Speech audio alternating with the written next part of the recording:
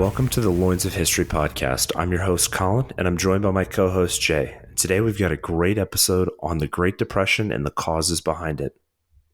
For a little bit of context behind the Great Depression, I wanted to talk about a few historical events that happened right before the Great Depression. So, in 1913, the Federal Reserve Act was passed that created the Federal Reserve and a strong central bank. If you remember, in some of our earlier episodes, we talked about the ongoing conflict between the Federalists and the Anti-Federalists about a central bank, and how it was championed by Alexander Hamilton, but absolutely fought against by Andrew Jackson.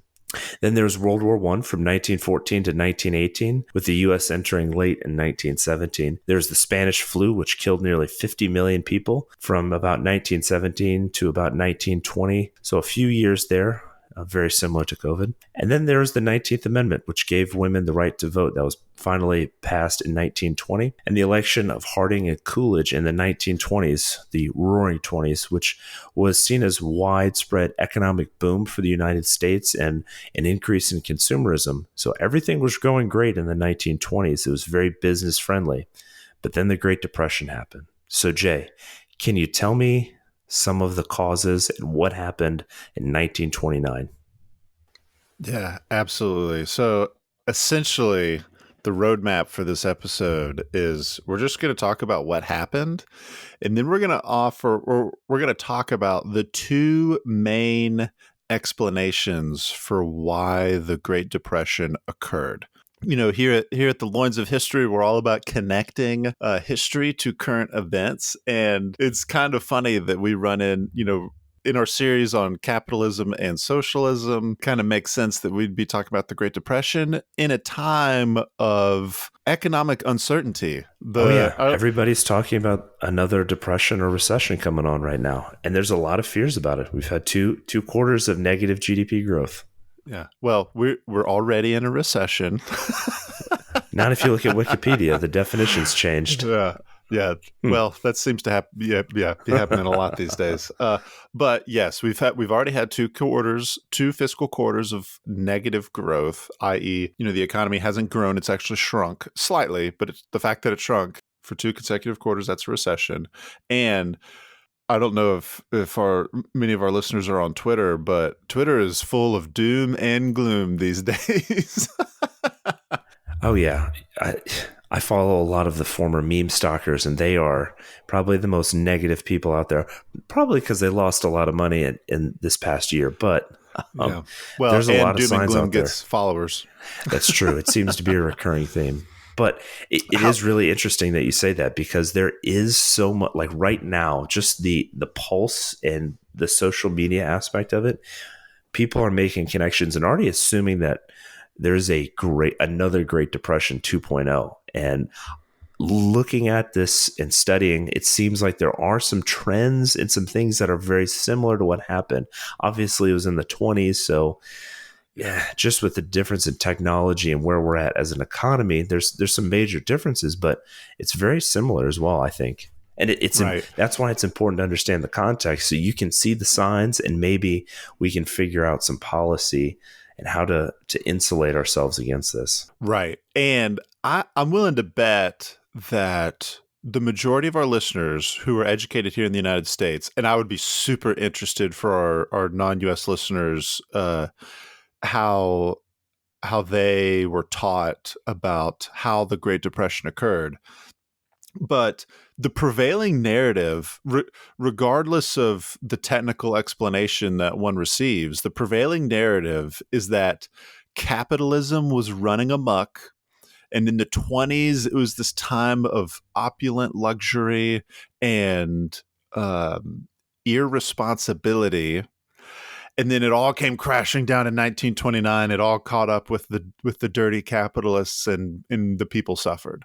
That's kind of the prevailing narrative, is that the dirty capitalists were, irresponsible, running amok in the 20s, and it all came crashing down in the stock market crash in 1929. That narrative isn't true. I hate to say it, but there's a reason why that narrative is in there. Now, that narrative, it's not a new thing. So to prevent the conspiracy theorists from also running amok. It's, if you've been following along on our history of socialism, like socialism is rapidly gaining ground in the United States ever since the late 1800s. It's interesting in this period, from just doing some research on it, post World War One, the socialist movement was gaining ground, but a lot of it started to morph into a communist movement, especially amongst laborers. So there was, even during this time of opulence, that, so to speak, there were a lot of worker strikes and a lot of professed communists in the Communist Party leading that movement. And it almost seems like the socialists were kind of like, whoa, maybe calm down. We're going to negotiate this strike out. And a lot of the communists were much more extreme in their methods of striking. So there's some in Seattle. I mean, they're all over the country. In the Southeast, in textile mills, in Seattle, there was a really big one in 1919.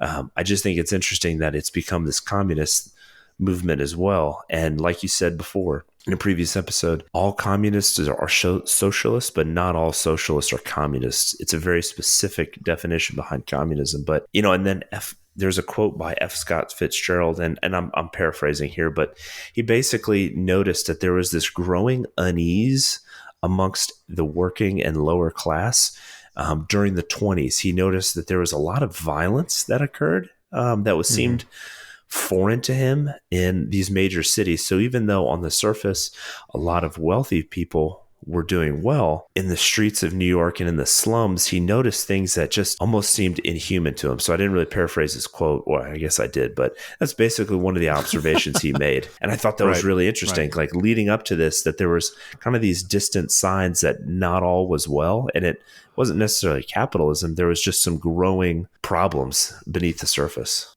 Okay, let's dive in to just some key events. This is not going to be a crazy detailed explanation of a play-by-play of the Great Depression, but there's some key events that are helpful for us to understand. So the first one is the stock market crash in 1929. So in October of 1929, there was this speculative investment bubble. Stocks were inflated, similar to other bubbles like the dot-com bubble in the 90s, the real estate bubble in the late 2000s. This just stocks in general were inflated due to speculative investing. And essentially the bubble just popped. Now, why the bubble popped is still under significant debate. And we're just for the sake of time, we're not going to go too deep into that, because we want to focus on just why the Great Depression, which was from 1929 through, arguably some point in the middle of World War II in the 40s, why that 10 plus year period occurred, not this specific event in 1929, but there was a bubble and it popped, and stocks plummeted in October, and that had a lot of far-reaching implications, specifically for private investment in businesses. So when all this investment just kind of poof or goes poof, there's that money just is gone. It evaporates. And therefore, people were not investing a whole lot of money. Well, when the money goes poof, people get scared. And this is where one of the key themes of why the Great Depression occurred is fear and panic. And it's these emotional concerns start spreading and driving people to act in negative ways towards the economy. It becomes a self-fulfilling prophecy. It's like it's this pattern of, I don't know, reinforcement. It's like, oh man, it's going down. I better go get my money out. It goes down further. So it just becomes a self-fulfilling prophecy. And just to connect the dots to today, during the, obviously in like March of 2020 with COVID and the lockdowns, like the stock market plunged. But it plunged, and then they started giving out a lot of money and stimulus checks. So people began investing, and we want to talk about like highly speculative. Look at the tech stocks from 2020 through 2021. They just boomed. And then all of a sudden, if you've paid attention over the past 6 months, they have been going down dramatically. Same with crypto.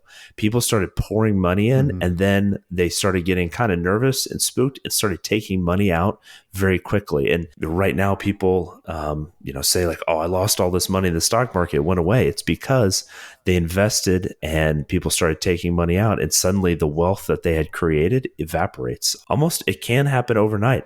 And people started borrowing and investing on margin, which was another reason the stock market in the 20s crashed. Yeah, so it was all, so stocks are speculation. So there's two different ways to determine the value of a business. So business's stock, let's just take Apple, for example. Apple's stock value is not a one-for-one for what the accounting books say the company is worth. There's called book value, and then there's market value for a company. Book value is the one-for-one on paper. This is our assets, the total worth of all of our assets, minus our liabilities and stockholder investments. So that's the book value. The market value is based significantly on speculation, and not in a bad way. Like, we believe the future potential of this business is worth X. We believe in future earnings for this company will come in, and that elevates the price of the stock. As a matter of fact, like Apple's stock in particular, the market value is like several times more than what the actual book value of the company is worth. So when people get concerned, and this is why stocks plunge, when investors no longer have that confidence, and it can change rather quickly, they then sell.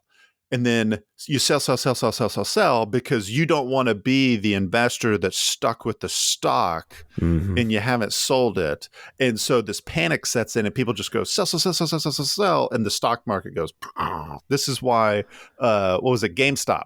There was that was a bubble. Like, it was artificially inflated. It's going to the moon. I don't know how many times I hear that. All the investors, they buy. And when you buy, when everybody's trying to buy your stock, i.e. the supply is stock supplies on any given company are not fixed per se, but for the sake of the explanation here, they're fixed. They can change, but they don't change on a dime. But the demand, i.e. everybody's trying to buy the stock, the price goes way the freak up.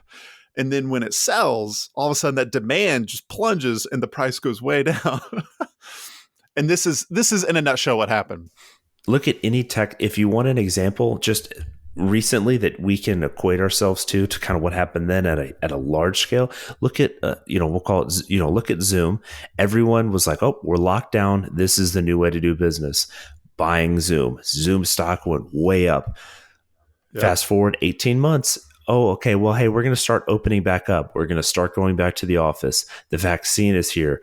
COVID is moving on. And people started kind of returning to normal, and Zoom wasn't able to monetize their product as well. So people started just selling. And I don't know how much Zoom stock has tanked, but if you just looking at graphs, it has dramatically decreased in value for that very reason. Everyone was buying thinking this was going to be the way forward. And I see it go. I see the green line going up. I want to get in on it because now I'm worth more. Oh, it's going down. I better sell right now. It's almost like this test in psychology when you can see all the people that don't know much about investing, which is the vast majority of Americans, especially on Robinhood. Mm-hmm. It's like a game of psychology. It's actually like you want to buy when the stock's going down. You don't actually want to sell it. That's the wrong time to sell it because then you're losing money. But people can't. They just can't help themselves, and it becomes a self-fulfilling prophecy. That's a long way to say that this has happened before, and it's what caused the Great Depression. Back to you, Jay. Right. Well, specifically, that's what happened for the stock market crash. So it's important to remember the stock market crash was only one thing in the long line of what happened in the Great Depression. And with that, the second key event that I wanted to talk about is 1 year later, So a whole year, and this is important when we start talking about the two different schools of thought for why the Great Depression happened, was in October of 1930, people began doing runs on the banks. These runs on the banks were primarily focused on small banks in more rural areas. When you deposit back in 1930, and to a certain extent still today, when one deposits money in the bank, let's just for simplicity's sake, I put $100 in the bank. That bank doesn't just sit on my $100. They then go lend that money out and only keep a very small fraction as a reserve. So what happens is, you know, all these different people, they deposit money. The vast majority of that money then gets sent out elsewhere in the form of loans. And when, due to fear and bad economic conditions, you would then go, well, I'm getting my money out of the bank. If everybody were to do that, or even if a significant fraction of people were to do that, the bank runs out of money. Well, in order to get that money back, because they owe their depositors their money because it's theirs, they start calling in loans because they need that capital back so that they can give it to their investors. Well, in what happened in October of 1930, in these runs on the banks, unlike the stock market crash, was not a singular event. These runs on the banks really keep kind of going in waves until FDR is inaugurated in 1933. So we get almost 3 total years of just these waves of runs on the banks. And what happens is these banks were calling in the loans on the businesses, and the businesses couldn't always pay the money back immediately because they had the money invested in something that wasn't exactly liquid, i.e. translatable into cash quickly. And so somebody's going to go belly up, if not both, i.e. the people's going to lose their money. The bank is going to have to close their doors because they've lost all their money, or all three. And the business that has taken out the loan also just lost all their money. So we see here kind of this 3-year period of plunging economic conditions because banks are closing, small businesses who had loans with those banks are closing, and people are just running out of money.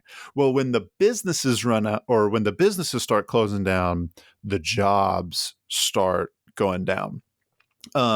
It's important to note when the stock market crash in 1929 occurred, employment did not spike to its high. So employment reached at the height of the Great Depression 25%. Sorry, unemployment. I'll say that again. Thank you, Colin. I'll say that again. So in 1929, when the stock market crashed, it wasn't like within a week unemployment jumped to 25%, which was what the high was during the Great Depression. It took time to get to that number. As a matter of fact, unemployment remained in the single digits, which is bad, by the way. Like unemployment right now is around 3-something%. But it didn't leave the single digits. I think it actually hung out in like 6-7% for the first 3 years, from 1929 to 1933.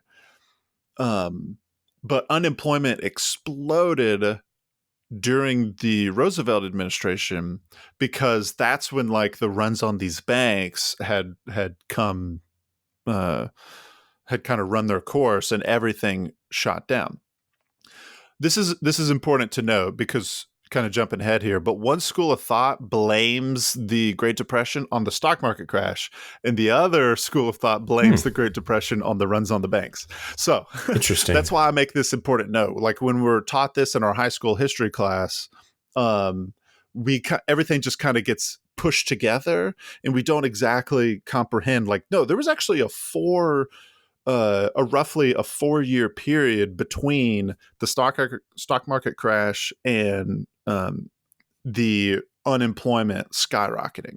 Yeah, to be honest, for me, for some reason, just mentally picturing it, it's almost like, oh, there's the crash. And then it's like the next day, nobody Yeah. has money, nobody has a job, everything's Famine, Dust Bowl. exactly. Suddenly, like everything's kind of in this gray. But just for some, an idea, like banks, I'd have to brush up on my monetary policy and some of the rules, but they only need about, I think, 10% of the amount of money that they loan out on hand. So if you go and ask for a loan of $100, they only need $10 to have. So if you think about it, they can get them. Now, they obviously will probably have more than that because that's incredibly dangerous. But even if it's a low number, if you have a lot of loans out and suddenly there's a run, you run out of money. And that's the point. You run out very quickly. We may think like, that's a bad thing. They shouldn't be loaning out money they don't have. Well, the idea behind capitalism is using capital to fuel growth, and you can't grow a business, you can't grow the economy without money. I hate to break it to you, like the goodwill of man will only go so far. Money is the fuel behind it, and you need capital behind that. And how do you raise capital? Well, most of the time you go get a loan. There's business loans, there's different lines of credit you can open. So it's a necessary evil that you have. Now, some of the regulations might have been loose. We're going to get into that, but I just want to make that point that it's not like this. It was this unusual thing. And even now we have the same kind of, hey, we don't need all that money on hand. Right. No, it's this is a great sidebar. So and I'll try to make this brief. But again, the prevailing narrative is that what caused the Great Depression was that capitalism, imploded on its own demerits, right? What I would like our listeners to consider is that speculation is what rapidly increases the economy. Okay.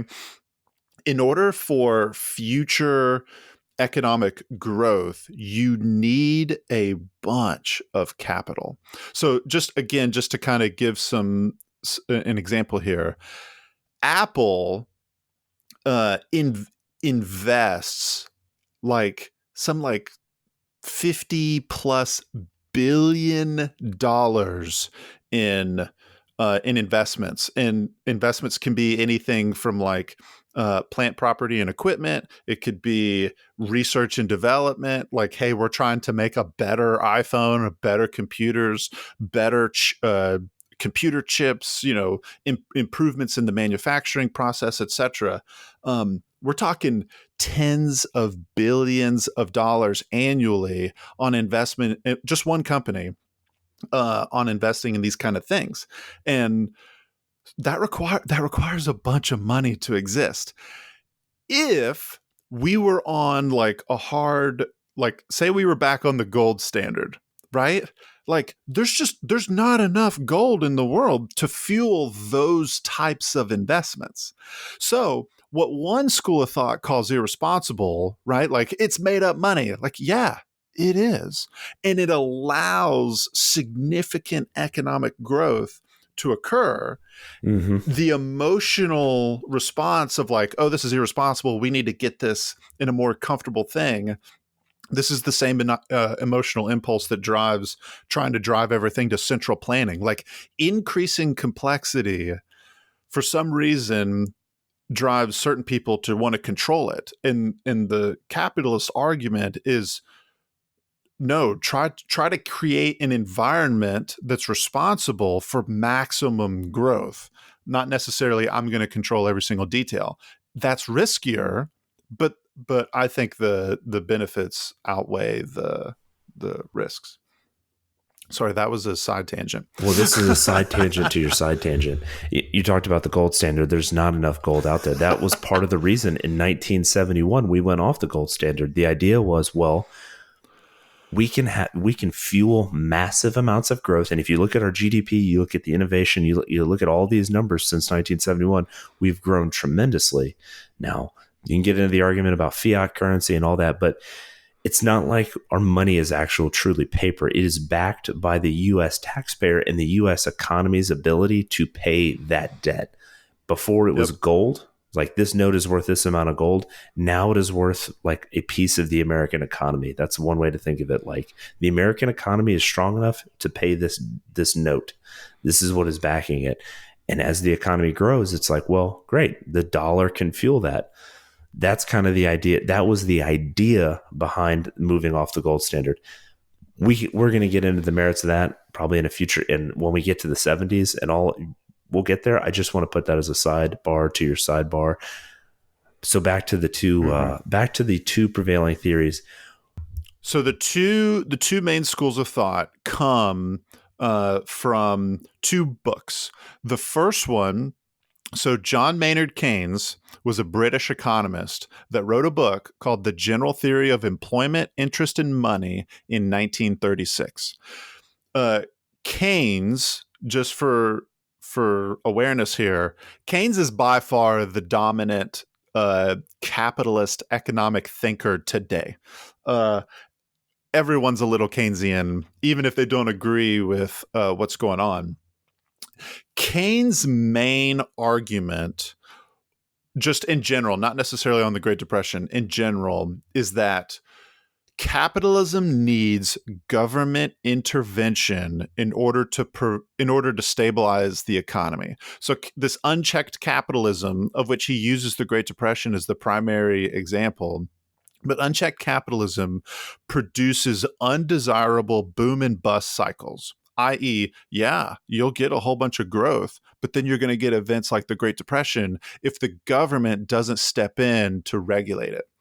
The reason why I say everyone's a little Keynesian now is because, by and large, and there's some exceptions, the 80s were a big exception to this, but by and large, regardless of political party affiliation, most American administrations and Congress have been basically Keynesian, i.e., when economic crises occur, they don't look to the private sector and competition to fix the issue. Everyone just kinds of turns to government and says, "Government, fix it."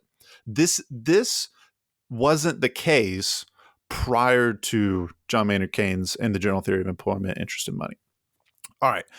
His explanation for why the Great Depression is essentially when there is a massive drop in what he calls capital investment, i.e., people investing in the stock market. That's probably the main way that capital investment occurs. When there's a significant drop in capital investment that rapidly decreases demand. And I'm simplifying things here, but that rapidly decreases demand, i.e., stock market crashes, people get scared, people hang on to their money, and they try to save. And when people save their money, they're not going out and buying things.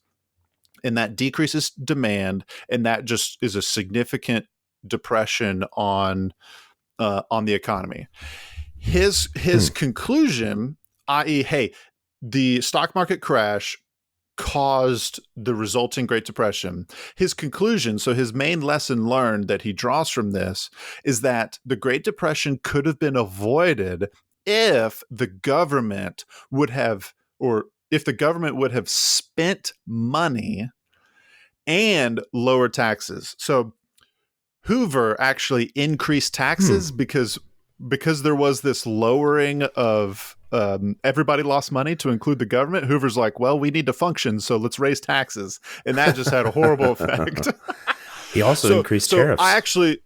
Right. And you know who else increased tariffs? FDR, a Democrat, traditionally the anti-tariff party, but we digress. We'll get to that here in a second. Anyway, everybody kind of agrees with Keynes on the taxes piece, that taxes should have been lowered. So not going to go too far into that. But he basically said, hey, the government should have spent more money as a way to counterbalance the drop in private investment. So when private investment goes down, if the government spends and pumps money into the economy, that keeps demand at the appropriate level. And that would have it wouldn't have like made the Great Depression transparent, like it still would have been a fairly negative economic time, but unemployment wouldn't have reached 25%. Banks, I didn't mention this earlier, but roughly half of all banks in the United States closed. There was something like 25,000 banks prior to the Great Depression. We got down to 12,000 banks in the middle of it. Like, he thinks that if the government would have just spent more money and pumped money into the economy, that would have kept demand at a decent level, and the Great Depression wouldn't have been as bad. I kind of, in a way, tend to agree with him, especially about the lower taxes. But it goes back to it was 1932 when FDR was elected, and everybody looks at FDR as the president with the New Deal. He signed acts like the National Recovery Act, but that was 4 years after the crash, and then it was still another couple of years before a lot of these congressional and New Deal, the National Recovery Act, until these acts were actually passed. So that money didn't even hit the U.S. If you really think about it, that money didn't even take effect for years after this. So we talk about, well, it's not going to be this overnight. Well, the government just sent us a stimulus check. If they send you a check of money, then you're going to get a quick pump in the economy. But that's not exactly how they did things. They made their idea of investment was like creating the Tennessee Valley Authority, where they created jobs and investment with like the different dams and hydroelectric power. That was one of their sources of investment, but that was still going to take quite a bit of time to counteract the rise in unemployment. And now that those people were employed, them spending their wages on consumer goods, because a lot of them were probably paying off debts or taking that money and immediately taking it, to put under the proverbial mattress, because they were still very uncertain. So this government intervention, at the time, was still going to take months or years to stimulate a recovery. Right. Now, it's important to note how things, and this is what I love about the Loins of History. It's important to note how things have changed and how things have stayed the same. And this is just an anecdote, because we're going to save some key takeaways here towards the end. But Keynes' whole idea was the government needs to pump more money in the economy to stabilize the economy. Remember, this was prior to us coming off the gold standard in the 70s. So this idea of government pumping more money in the economy was not money printer go brr at this point in time, because this is fantastic reference. We were still on a standard, right? Keynes did not have in his head money printer go brr, right? Fast forward to COVID times, Keynes' theory of money, or the government has to pump more money in the economy, we now have, let's just print trillions of dollars. And so it's like we have Keynes, but we've also diverged from Keynes a lot of bit since he wrote this book in 1936. All right, real quick. So the other prevailing narrative for why the Great Depression happened comes from a book called A Monetary History of the United States, 1867 to 1960. This book was written by Milton Friedman and Anna Schwartz in 1963. So we've got almost a 30-year period before anybody really challenged Keynes' explanation for the Great Depression. Now, Friedman and Schwartz basically argue that the Great Depression, again, not the stock market crash, but just the Great Depression on the whole, was caused by a drastic decrease in the money supply, i.e. deflation.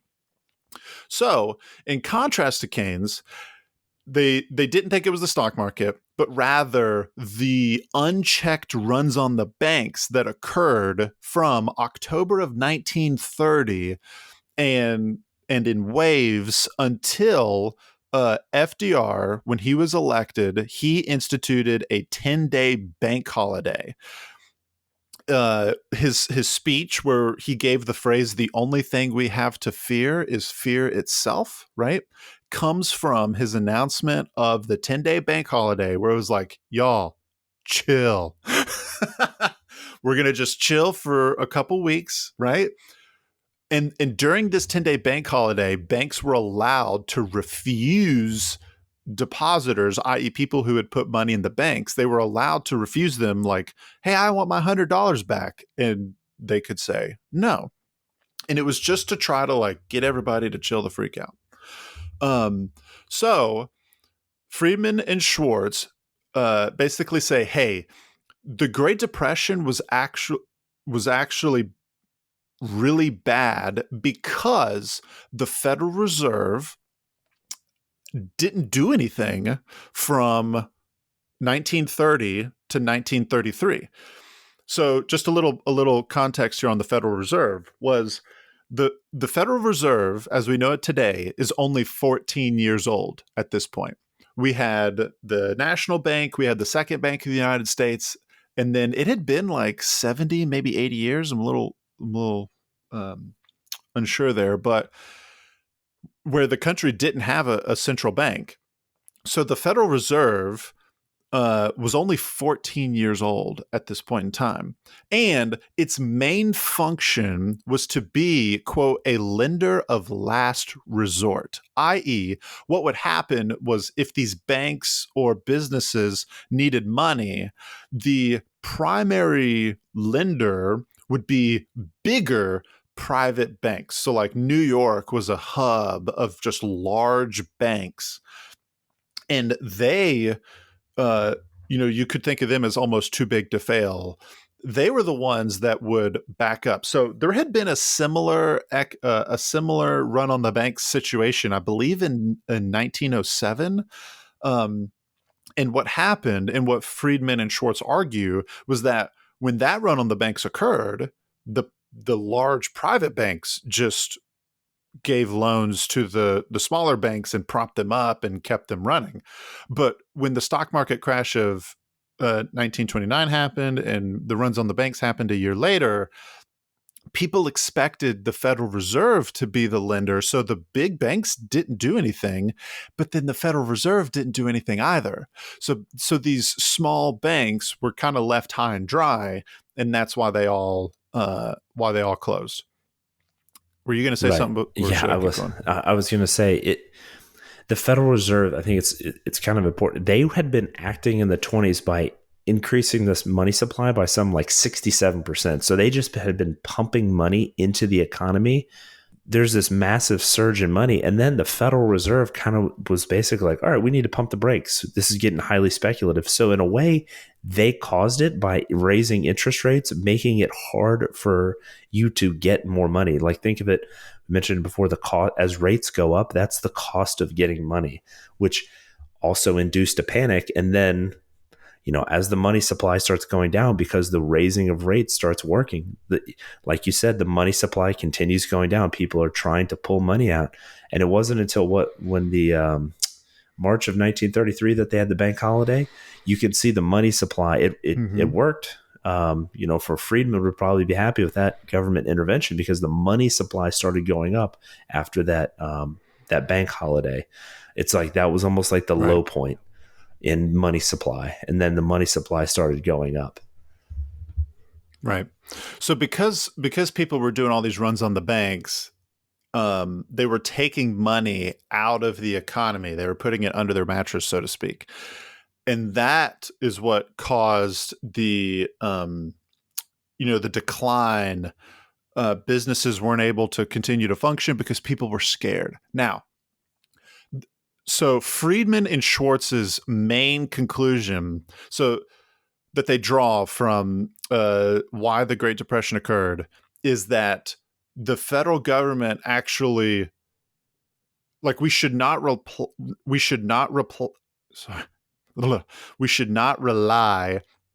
on the government to save us. Rather, we need to allow the free hand, the invisible hand of the market to correct itself. Now, the main criticism, and I'll address it real quick, because at face value, it seems really obvious. So guys like Paul Krugman, who is, he's in like the mid 2000s, I think 2007, basically called Milton Friedman intellectually dishonest, because it's like, wait a minute, you're saying the Great Depression occurred because the Federal Reserve didn't do its job? Like, that means the way to have fixed that problem was to have a Federal Reserve that could have prevented the Great Depression, etc. And he was like, Milton Friedman's only coming up with this because his school of thought for economics is less government intervention, more of a free market capitalist type deal. By the way, Milton Friedman is probably the key economist behind what's called the Chicago School of Economics. And like Chicago school, generally speaking, is very like free market capitalist type deal, less government intervention. So guys like Paul Krugman were basically saying like, you're committed to this idea of free market capitalism. Therefore, you correctly diagnosed the issue, but your solution is actually the exact obvious of what is blatantly obvious, i.e. the government should have been more involved. So, however, that is missing Friedman and Schwartz's point in the book. The reason why they say the Great Depression occurred because the Federal Reserve failed to do its job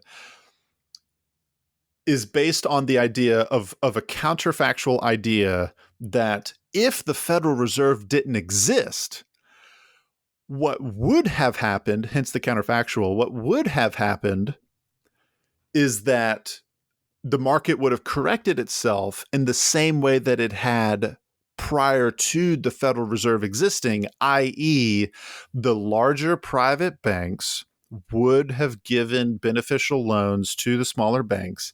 In this, 3 to 4 year period of runs on the banks, either wouldn't have happened or it wouldn't have been nearly severe because these larger banks would have been able to give out these loans. Because again, it's important to remember the runs on the banks weren't primarily occurring on these big banks in New York. They were occurring on these tiny local banks out in the middle of Georgia, out in the middle of Oklahoma, right? Right.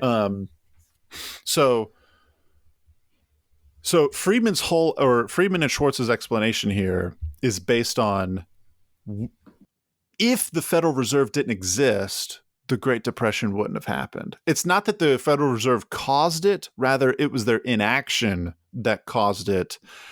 But because people expected them to do something, everything went south. Interesting.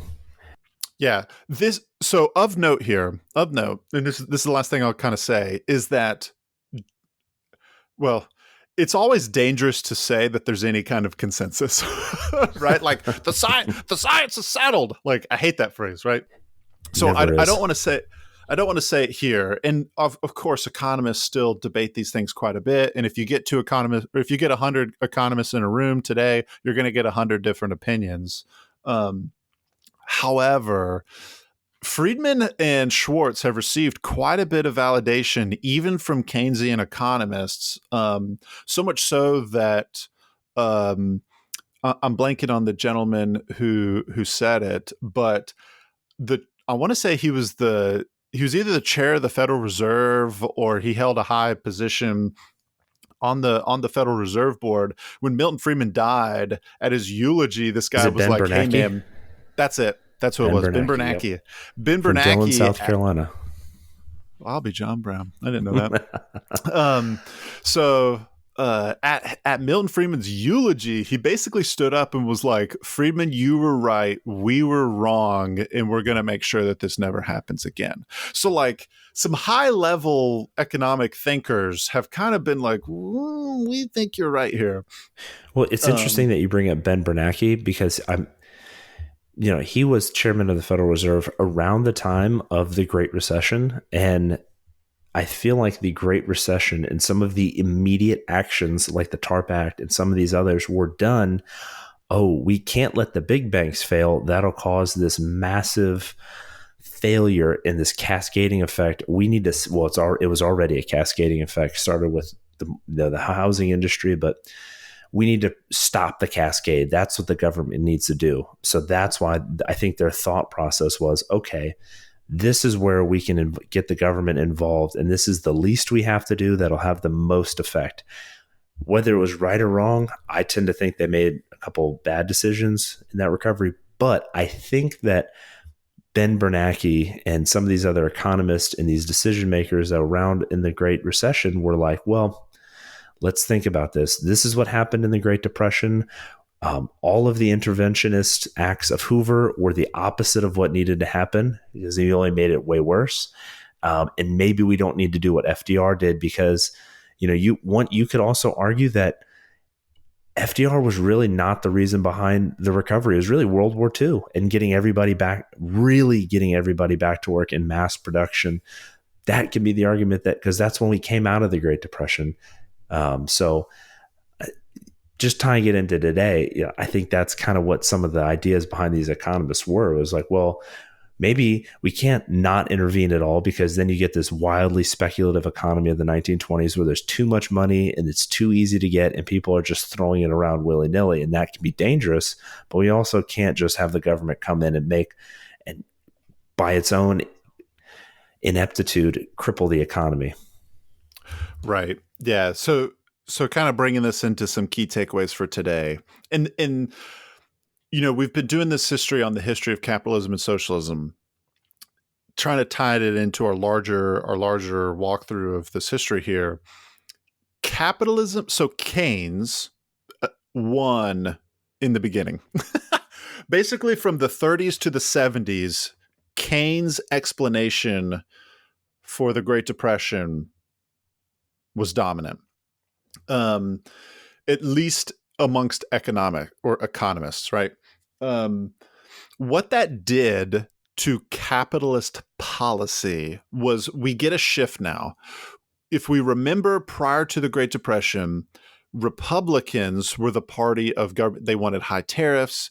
They wanted lower taxes, and they wanted government spending on projects to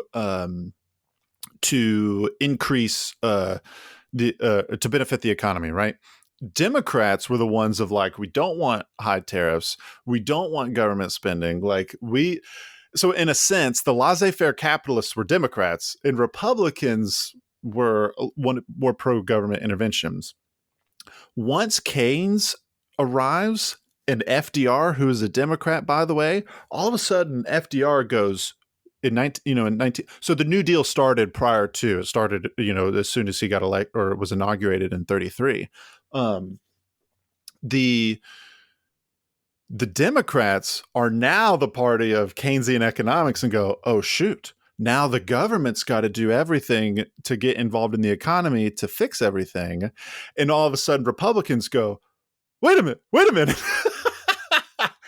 A massive switch. And there's a switch. Oh, by the way, it doesn't have anything to do with racism. Go figure. And it has everything to do with economic factors of, remember, prior to FDR, Republicans were dominant, at least in presidential administrations. But once FDR arrives, Democrats begin to dominate less dominantly, if that makes any sense, because obviously after Truman, Eisenhower was elected a Republican. But we're kind of living in the Democrat era of, it feels like, actually, no, never mind. I won't say that. But the point being is that the primary economic theory of Democrats now becomes pro-government intervention. And we kind of see, for the history thread of capitalism, we now, nobody really becomes a free market economist almost until the 80s, until the Reagan administration. And, Reagan was big on deregulation in this trickle down economics thing, which we'll get there eventually. Someday. But just again, I think it's super interesting that, when you look at how capitalism has progressed here in the United States, there was a big switch there in terms of policy and the political parties during FDR, and there are immediate implications for today. And just to kind of talk very quickly about what happened in COVID, we kind of already touched on it then, but there was increased government spending in order to continue to try to prop the economy up in the Your trillions stimulus upon checks, trillions of dollars. 25% increase in money supply in 1 year. Trying to get money, capital, in the hands of businesses, individuals, trying to get people to spend money, right? And what happened, and what's going on right now, was that the government just kept pumping, kept putting money into the economy. And then people were like, hey guys, we should probably stop. The Fed was like, no. And there was another round of stimulus checks. Like, we got to keep going. And wait for it, the government actually has created. So this is opinion. I should try to differentiate between what's Jay's opinion and what's, the facts of history here.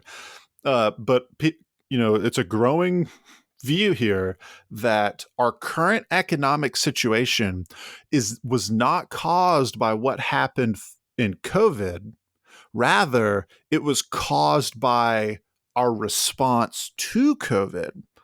So inflation went through the roof because we kept pushing money into, we increased the money supply, and now the Fed is trying to fix the fix. The Fed is going, oh shoot, our fix to COVID was too aggressive. Now we got to fix the fix, and now interest rate, and now we are on the precipice of major deflation. It hasn't happened yet, but there's some serious indicators. The most current of which has been the dollar, the euro, and the British pound are basically equal right now, one for one. I don't know when the last time that happened, but that's insane. The pound and the euro have been as high as double the dollar. But what we're seeing in Europe right now and in Great Britain is that the value of their currency is plummeting. That is deflation. Now, the dollar, as of today, still remaining strong. So we're not seeing relative to those other currencies, I would say. Right. Yes, that's right. So, however, there's some huge fears right now. And again, fear is what partially caused the Great Depression here, and panic. There are some big time fears that the dollar's next. The euro and the pound have almost lost half their value in the last couple of years. And the dollar's next. Whether that happens remains to be seen. I'm not an economist, so I can't go into a full detailed explanation. It's just deflation. If you believe Friedman and Schwartz, deflation is what caused the Depression, not the stock market crash. We're in a very similar situation today where the stock market didn't crash, but there was kind of a crash, and then volatility, i.e. runs on the banks for years. Like, remember, the unemployment did not get outside of the double digits until like 4 years after the stock market crash, and it reached 25%. COVID happened in 2020. It's 2022. That doesn't, we can still punt this thing in the stands here, and unemployment can still explode. Go ahead. No, I was just going to say, just kind of wrapping it up, you're right. It was a lot of times the response that exacerbates and extends the Depression. Hoover got a lot of criticism for his the limited actions he did take, like the Smoot-Hawley Tariff Act exacerbated it. We look back on his actions and the Fed's rapid attempts to control speculation as things that made what was already going to happen way worse and increase this fear and this volatility. So it's what's happening now. You're right. We're still yet to be seen. There's a lot of signs here. But you're right. A lot of the government response to COVID only exacerbated the financial predicament. And that's probably the lightest way I can put it, the predicament that we're in now. Jay, this was a fantastic episode. We covered obviously a lot, trying to tie what happened in the Great Depression, the causes behind it, and tie that into what's going on today, because I think there is a lot of panic or early onset panic and real worry about the economic situation. And there's a lot of parallels between not just the Great Recession of 2007, but also the Great Depression. But with that being said, Next week, we're going to talk about the recovery and coming out of the Depression, the World War II, Cold War era, and this continued conflict between the capitalist and socialist movements within the United States and how that evolved into something that we're a little more used to seeing, and how the conversation really shapes today and starts to take effect. So if you like what we're doing, give us a follow on social media. We're trying to grow our social media following. We post pretty much daily things that generally pertain to what's going on our podcast. Give us a like. That definitely helps the algorithm. 5 stars are always appreciated. So whether on Spotify, Apple Podcast, or Podcast Addict, love to get a rating from you. And any comments or feedback, please let us know. We like to interact with our audience as much as possible. Thank you for joining the Loins of History, and we'll see you next week.